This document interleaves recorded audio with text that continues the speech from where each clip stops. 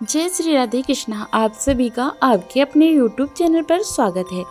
आज के इस वीडियो में आप सब सुनेंगे गुप्त नवरात्रि के तीसरे दिन यानी माँ त्रिपुर सुंदरी की कथा। तो आप सभी को गुप्त नवरात्रि की ढेर सारी शुभकामनाएं।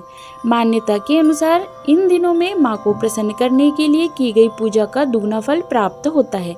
आज गुप्त नवरात्रि के तीसरे दिन व्रत पर आज महाविद्या त्रिपुर सुंदरी की पूजा की जाती है। इन्हें ऐश्वर्य और सौंदर्य की देवी के रूप में जाना जाता है। आइए जानते हैं माता त्रिपुर सुंदरी की उत्पत्ति की कथा।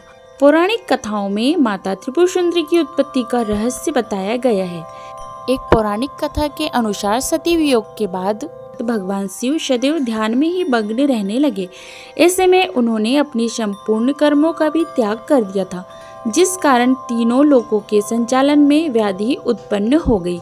उधर तारकासुर ने ब्रह्मा जी से वरदान प्राप्त किया कि वह सिर्फ शिव के पुत्र द्वारा ही मर सकता है। अब समस्त देवताओं ने भगवान शिव को ध्यान से जगाने के लिए कामदेव और उनकी पत्नी रति को शिव को ध्यान से जगाने के लिए कैलाश पर भेजा।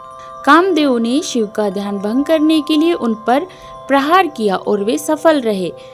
कामदेव की इस हरकत पर भगवान शिव का तीसरा नेत्र खुल गया और उन्होंने क्रोध में आकर कामदेव को भस्म कर दिया। इस पर देवी रति अत्यंत दारुण विलाप करने लगी और उसके विलाप पर भोलेनाथ ने द्वापर युग में भगवान कृष्ण के पुत्र के रूप में कामदेव को जन्म धारण करने का वरदान दे दिया। रति के वहां से जाने के बाद एक गण ने कामदेव की इस भस्म में से एक मूर्ति निर्माण की, जिससे एक पुरुष पैदा हुआ था। उसने भगवान शिव की स्तुति की और महादेव ने उस पुरुष का नाम भान रख दिया। शिव के क्रोध से उत्पन्न होने के कारण भान तीनों लोकों में उत्पात मचाने लगा। उसने स्वर्गलोक पर आक्रमण कर दिया। उसके बाद देवराज इंद्र सहायता के लिए नारद मुनि की शरण में पहुंचे। नारद मुनि ने इस समस्या का निवारण करने के लिए यथाविधि अपने रक्त और मांस से आदि शक्ति की आराधना करने का परामर्श दिया। देवराज इंद्र ने माता की आराधना की, जिसके बाद त्रिपुर सुंदरी के रूप में प्रकट होकर माता ने भांड असुर का वध किया। पूरे विधि विधान से की गई पूजा से माता त्रिपुर सुंदरी शीघ्र प्रसन्न होती है और मनोवांछित फल देती है। उनमें सूर्य के समान तेज समाहित है।